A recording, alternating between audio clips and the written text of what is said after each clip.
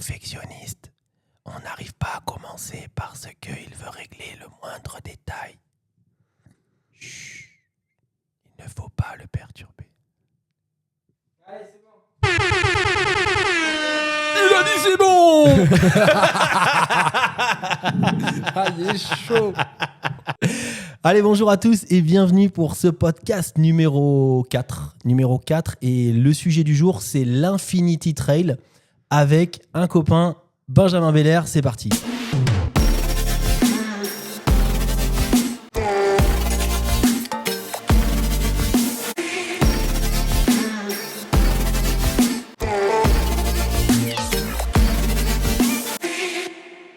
Salut Benjamin, comment ça va ? Salut Julien, ça va et toi ? Ça va super. Merci beaucoup de me donner de ton temps pour parler d'une course qui est hyper populaire en ce moment, l'Infinity Trail. Est-ce que tu peux nous en dire plus sur cette course ? L'Infinity Trail, ce que je peux t'en dire plus, c'est une course que j'ai découverte au mois d'octobre avec des copains. Voilà, un format un peu particulier, avec des boucles à répétition. Voilà. Donc le principe en général, donc c'est un trail en cours. Tu nous as dit des boucles Infinity, donc des boucles à l'infini. Ouais. Rappelle-nous un petit peu les règles, les distances, comment ça se passe exactement ? Alors les règles, c'est qu'il y a un nombre de participants sur la ligne de départ. À peu près, je crois que ça varie, mais à peu près 250 participants. Le but est de faire une boucle de 6 km 704 exactement, je crois. De la faire dans un temps donné de 1 heure. Si tu l'as fait en 45 minutes, tu as 15 minutes pour te reposer, 50 minutes à 10 minutes pour te reposer, voilà. Et à chaque heure, tu as un nouveau départ. L'idée, c'est que si tu ne boucles pas dans l'heure, tu es éliminé. Et c'est jusqu'au dernier qui a gagné. Une belle course de débile quand même. Je sais que dans l'Arcamedy, on a parlé du Débileman. Je ne sais pas si tu as regardé la vidéo. Oui. Mais là, dis donc, c'est plus de la performance. Enfin, c'est une grosse performance. Mais c'est à celui qui craquera le premier. Ouais, c'est ça. Alors, pour moi, c'était pas vraiment un format de course. C'est pas une course à proprement dit. C'est plus une course contre soi-même, repousser ses limites et voir jusqu'où on peut aller. Parce qu'en fait, on est tous ensemble sur la course. En fait, on part tous ensemble. Et je pense même que les gens, ils veulent que ça aille le plus loin possible tous ensemble parce que le but est d'aller le plus loin possible, même pour celui qui veut faire un maximum de tours. Parce que s'il en reste plus que 2, après, ça, c'est terminé, quoi. Ah oui, je comprends mieux ton point. C'est-à-dire que de toute façon, même le mec, si il veut faire un record, il est obligé d'avoir un partenaire C'est pour ça. pouvoir aller faire son record. C'est ça. Donc l'idée, c'est d'aller au plus loin possible et d'être tous ensemble, ouais. Et donc, si on suit ton expérience et que tu t'as pas senti que le mec d'à côté voulait te bouffer comme dans un triathlon, dans un 10 km, peut-être qu'on veut battre son record. Donc là, c'est vraiment une course d'aventure. On est tous ensemble, on veut se dépasser. Tu as senti cet état d'esprit ? Ouais, carrément, ouais. Ouais, c'est carrément ça, ouais. C'est tous ensemble, ça discute, c'est très sympa. Et alors, du coup, est-ce que tu sais c'est quoi les records ? C'est quoi le mec qui a gagné cette course ? Combien de tours il a fait ? Donne-nous un ordre d'idée en termes de du nombre de tours, du coup, de nombre d'heures et de distance. Je crois... Alors, le nombre de tours sur l'île d'Aix, je crois, mais j'ai pas regardé vraiment les résultats. T'as mais pas je regardé la crois fin ? Non, T'étais plus là. c'est vrai. J'étais déjà rentré, en plus, c'est vrai. Donc, Mais je crois que c'est... spoiler alerte, t'as pas gagné. Non.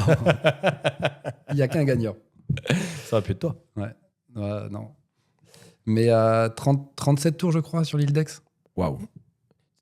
Tu veux dire 37 tours pour cette édition ? Ouais. Donc, la personne a fait donc 37 heures. Et alors, Ouais. je suis super nul en calcul. Ça fait combien de kilomètres ? Je suis aussi nul que toi. Alors, on va demander à la régie. Et allez, je l'affiche. Je fais le gros tricheur. Je l'affiche là sur la vidéo en post-prod. 37 x 6. On va pas se ridiculiser. Mais est-ce qu'on n'est pas sur 200 km ? Passé, ouais. Waouh. C'est foufou quand même, non ? Ouais, c'est énorme, ouais. Et toi, mon petit Benjamin, combien de kilomètres t'as fait pour cette course ? Moi, j'ai fait le palier 100 km, Pas mal. 15 heures. Donc, ouais, c'est pas mal. C'est chouette, ouais. C'était ton objectif ? Tu Non. t'étais dit 100 km ? Parce que moi, quand tu m'as dit que tu avais terminé à 100 km, je me suis dit, bon, il s'était mis ça dans la tête, il a rien lâché pour l'atteindre. Et maintenant, voilà, tant pis, quoi. Parce que 106, 112, ça change rien pour moi. C'était ça que tu t'étais dit ?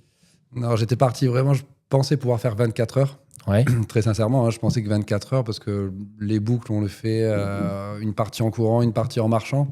Donc c'est vrai que sur le papier, ça passait a priori bien. Parce que ça fait des allures très... si on veut faire une boucle, c'était à peu près, je crois qu'à 8 ou 9 au kilo. Donc c'est très à l'aise par rapport à ce qu'on fait habituellement en course. Ouais. Donc là, entre l'alternance courir-marcher, je pensais que ça allait être beaucoup plus facile. Et j'ai commencé à peiner quand même au bout de 10 tours. J'ai commencé à avoir mal aux jambes et à avoir des fatigues. Et moralement, c'était compliqué. Et comme on l'a fait avec 2 copains, j'ai un copain qui m'a vraiment poussé à aller jusqu'au 15e tour. Et après, voilà, moi, j'ai bloqué au 15e pour la barre fatidique des 100 km, quoi. Mais je pensais faire 24 heures, ouais. D'accord. Donc là, tu nous dis plusieurs choses. C'est que, bon, déjà, pour toi, après, on va peut-être revenir sur quelle est ton expérience de sportif pour mettre ça en relation pour les gens qui voudraient s'inscrire. Mais pour toi, ça a déjà été difficile au bout de 10 tours, donc au bout de 68 km. Ouais. Et après, tu nous as donné une autre info, c'est courir-marcher. Ouais. Parce que c'est vrai que comme ça, je ne saurais pas quelle est la meilleure stratégie. C'est-à-dire, est-ce qu'il faut courir tout le long et attendre 20 minutes, par exemple, ou courir lentement pour être en course continue? Mais toi, tu nous as donné ta stratégie, c'était courir-marcher. C'est peut-être pas la meilleure vu que j'ai fait que 15 tours, mais c'est celle que j'ai adoptée avec Damien, avec qui on l'a fait, et David. Et donc on courait, dès qu'il y avait un petit peu de dénivelé, on en profitait là pour marcher, et après on recourait. Et bon, après, une fois que tu as fait 4-5 tours, tu sais exactement tes repères. À tel endroit, tu sais que tu vas passer en tant de temps, savoir si tu es dans les temps. Parce que l'idée, nous, c'est que bizarrement, on bouclait à chaque fois en 50 minutes. D'accord. Je regardais sur les résultats, je crois que le meilleur tour, je le faisais en 49 minutes et le plus lent, je l'ai fait en 51 minutes. D'accord. Mais entre le premier et le 15e tour, il n'y a pas de grosse différence de vitesse, en fait. D'accord. Donc on bouclait en 50 minutes et à chaque fois, chaque endroit, chaque repère, on savait si on était dans les temps. Et après, c'est systématique et c'est un automatisme, quoi. Et sachant ça, c'est une stratégie que tu avais définie au préalable. Tu avais vu que, par exemple, les premiers faisaient souvent ça. Et du coup, est-ce que tu t'es entraîné à courir-marcher ou pas? Ou tu as découvert le jour de la course? Non, je l'avais fait un petit peu avant, parce que Damien, avec qui on l'avait fait, lui avait déjà fait un Infinity Trail. Ouais. Et il avait pris ça d'un des coureurs qui avait gagné, justement, de courir-marcher. Il s'était calé sur lui, sur un Infinity Trail qu'il avait fait sur Osgore. Et donc, on avait pris cette option-là, cette stratégie-là. Et qui, je pense, est adaptée par beaucoup, parce qu'on se retrouve tous un moment à marcher, à courir. Voilà. Ouais. Et il y a pas, t'as pas vu dans les premiers une autre stratégie qui serait, par exemple, courir de manière régulière et favoriser la pause de 20 minutes, 30 minutes à l'arrivée? Après, c'est vrai que c'est ce que je me suis dit. Quand j'avais terminé, je voyais les premiers arriver. Et les premiers bouclaient quand même bien avant nous, quand même. Ils arrivaient à boucler, je pense, en 40 minutes. Donc, ils couraient quand même, je pense, soit beaucoup plus vite et ils marchaient, ou alors ils couraient tout le temps. Voilà. Mais après, je sais pas exactement. Ouais. Pas de coach, pas de plan d'entraînement, rien de structuré, quoi. Non. Rien de structuré. Tu sais le nombre de kilomètres par semaine que tu t'étais infligé à ce moment-là ou pas du tout? 20, je sais pas, 45 km peut-être. Je faisais 3 sorties. J'essayais de faire 3 ou 4 sorties semaine, peut-être entre 15 et 20 km. Ouais.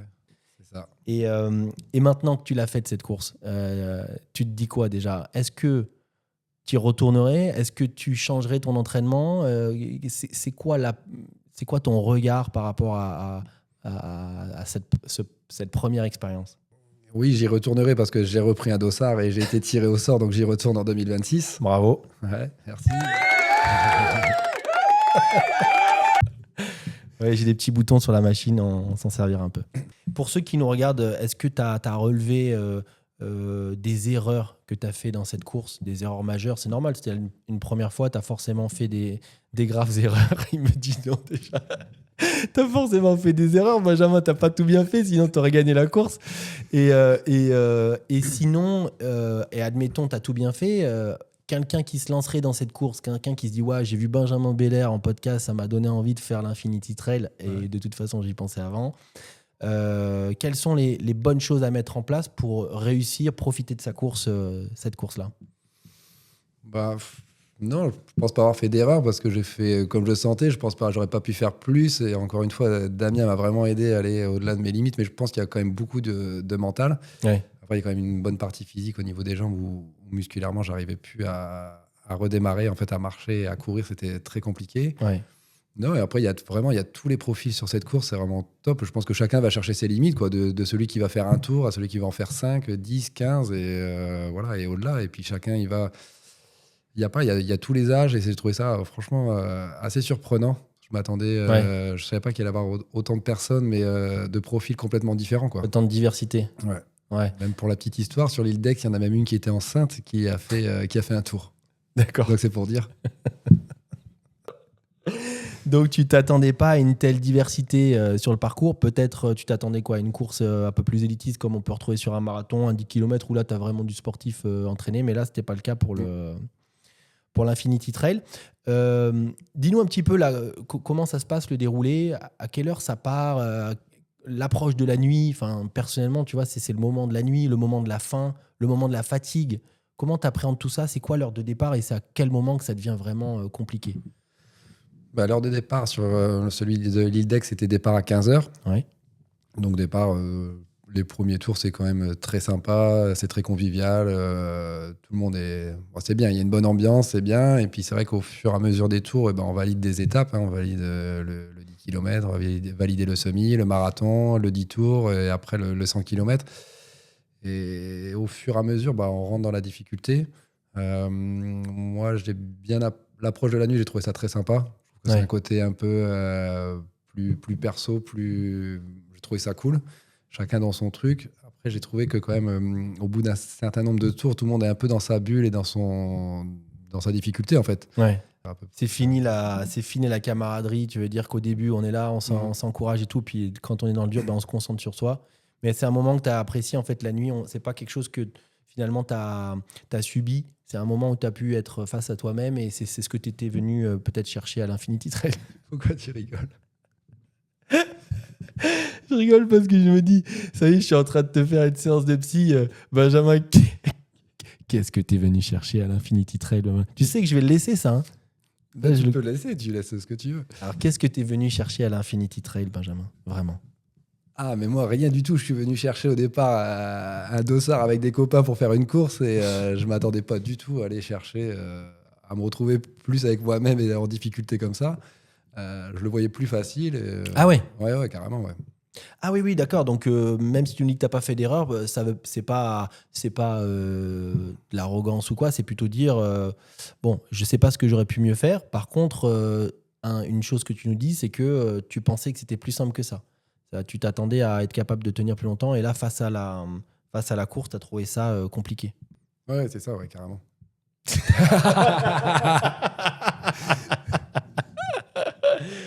Ok, Benjamin Bélair. L'année prochaine, tu y retournes. Avec quelle envie, quel objectif?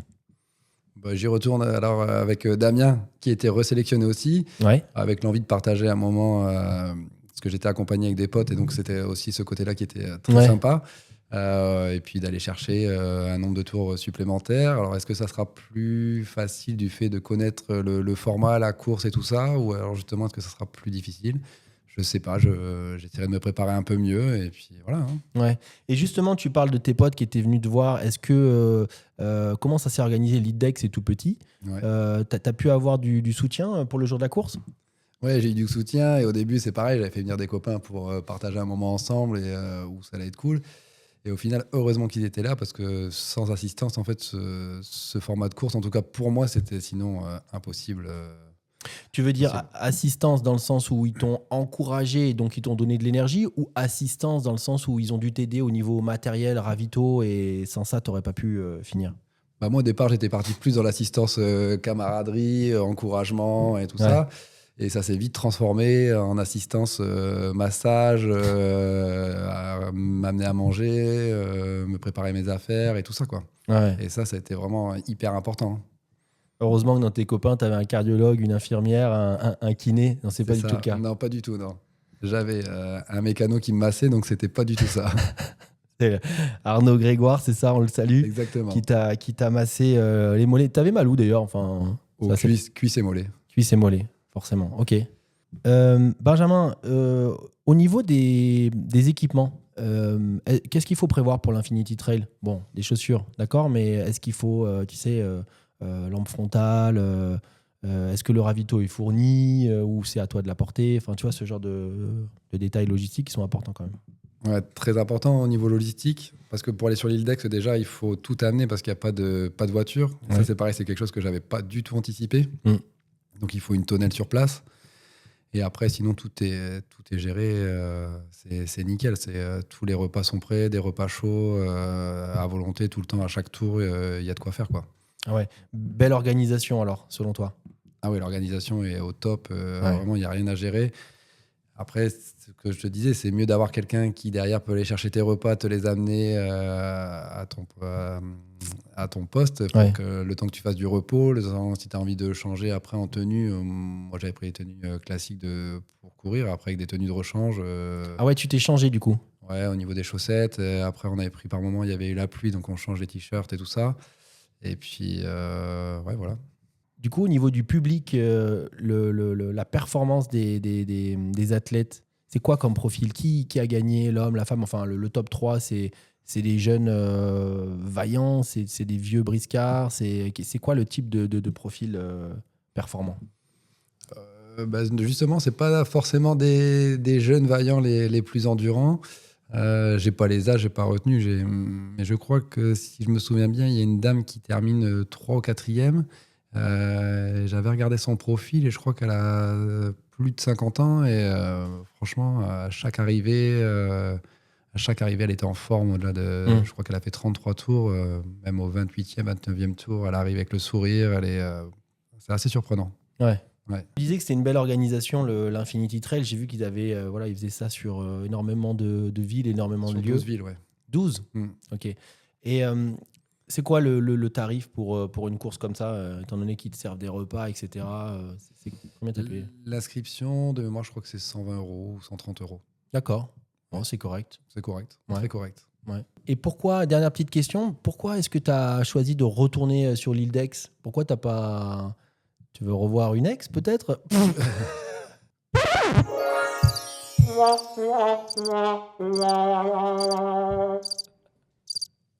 Allez, une petite question pour toi, mon petit Benjamin. Et c'est l'après-course. Comment tu as vécu ça? À l'après-course, donc j'ai terminé au 15e tour, 100 km. Donc physiquement, j'étais vraiment à bout. J'arrivais pas à marcher très difficilement. Et ensuite, sur les jours d'après, c'était très compliqué. Donc quelques courbatures pendant 2-3 jours. Et une semaine après, j'ai essayé d'aller recourir et très difficile de courir. Et ça, je m'y attendais pas du tout. Et après, j'avais une fatigue. J'étais quand même fatigué. Pendant une dizaine de jours, j'étais fatigué. Physiquement, j'étais épuisé. Donc, le conseil que tu peux donner à tout le monde, c'est de pas reprendre trop tôt. C'est une course il faut avoir beaucoup d'humilité. Ça me rappelle ce que tu dis, le marathon, puisqu'en fait, pour avoir discuté avec pas mal de marathoniens, ils expliquent que c'est pas tellement une histoire aussi d'aérobie, de VMA, etc. C'est aussi une histoire de résistance physique. Il faut du volume, il faut du temps pour pouvoir résister à ce genre d'épreuve. Et mine de rien, tu as quand même fait 100 km sur route, donc c'est éreintant pour le corps et c'est peut-être ce que tu vis maintenant. Est-ce que d'avoir fait cette course d'endurance, toi qui étais plutôt sur des 10 km route, des courses de VTT, est-ce que ça t'a donné envie de faire des trails en montagne? Tout le monde fait des 60, 80, 100, 160 km, ou pourquoi pas un marathon kilométrique, quelque chose de plus endurant? Est-ce que ça t'a donné cette envie? Ouais, carrément, ça m'a donné cette envie parce que je me suis inscrit là sur un marathon pour le mois de mai. Donc ça m'a donné envie pour aller voir. Et je pense que j'aimerais bien aller essayer un 60 ou 80 km, un trail en montagne, voir un peu la différence. Ouais, donc top. Ça veut dire que cette course, cette appréhension de l'endurance, ça t'a donné envie. Donc pour quel marathon tu t'es inscrit? Marathon de Biarritz. Marathon de Biarritz. Donc comme ça, tous ceux qui nous regardent, nous écoutent, peuvent aller voir le grand Benjamin Belair, soit à l'île d'Aix pour l'Infinity Trail, soit au marathon de Biarritz en mai. J'espère que tu as passé un bon moment pendant ce podcast, Benjamin. Merci Julien. J'espère que ça a apporté des indications pour tous ceux qui voudraient faire cette course, l'Infinity Trail. Et si vous avez des commentaires, des améliorations, n'hésitez pas à nous le faire parce que ce n'est que le 4e podcast. Et un grand merci Benjamin. Merci Julien. À bientôt. Est-ce que tu connais la coutume de fin de vidéo? Est-ce que tu as déjà vu la fin des vidéos? Absolument pas. Absolument pas. Et ben voilà la coutume. Tu as une musique et tu dois danser, bouger tes bras dessus. C'est parti. Et tu donnes ton meilleur move. C'est parti Benjamin. Allez, on y va. Allez Benjamin. Wouh. Allez, on continue. Je sens que je suis client. Merci beaucoup Benjamin Valère. Merci à tous ceux qui ont suivi ce podcast et à très très bientôt. Salut, ciao.